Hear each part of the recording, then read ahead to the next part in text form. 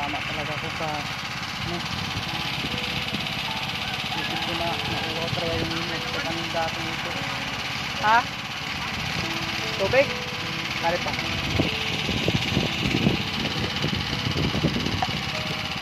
Ayan. Dito naman tayo ka Kuya Zino. So what's up sa inyo? So ngayong araw ay nagtatanim na kami ng palay dito sa atin. So anong tatanim sa atin yung ano, planters machine. High-tech na talaga yun. So nandito yung ano, similyahan namin. Iwan ko ang tao sa inyo. Sa amin ang similyahan dito yung so pupunta na tayo mo. Natapos na doon hanggang sa dulo. Sa dulo. Sa baba. Tapos na doon. Dito na tayo sa taas na naman. Pupunta na tayo dito sa kanila ni Kuya Zino. Sila nagtatanim dito ng palay natin. So pupunta tayo muna.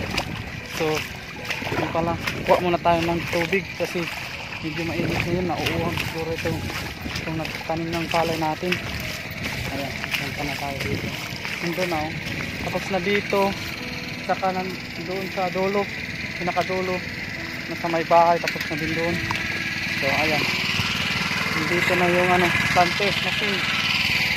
So nandito si Kuya Zino. Shout out kay Kuya Zino dyan. Ayan.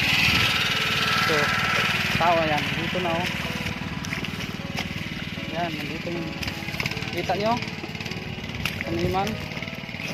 Sana sa awa ng Diyos malaki yung ano kikitain nito. Sana sa awa ng Diyos.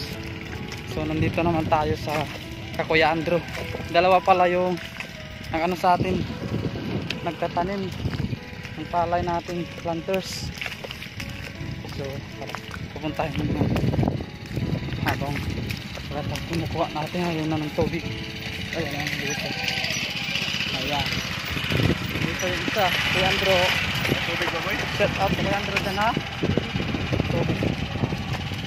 So hindi pa rin ko tigno Andrew, budangan tanak sa Diyo.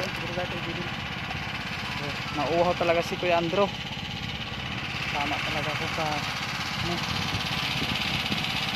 isip ko na nauuhaw talaga yung nagtatanim dati nito. Ha? Tubig? Kari pa.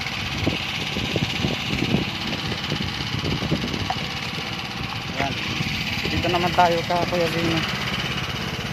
Nauuhaw daw siya. Hindi sinabi. Nauuhaw siya. Siguro na ano siya. Masipog siguro yung siya. Kaya paglaw niya sana. Ayan po. Ayan. Parang dito siya. Malapit na matapos talaga. Kunting tiis na lang. Sana sa awa ng Diyos. Marami. Sana marami yung ano kita natin dito. Oh. Saan ba ice? Ayun.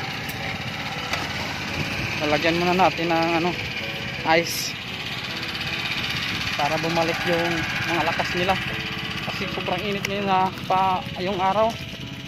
Sobrang init talaga.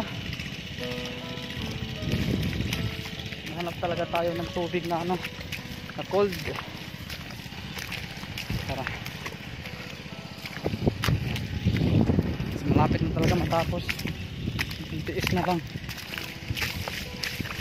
Makapagpahinga na tayo ng masarap. So babay muna tayo, kukuha muna tayo ng tubig.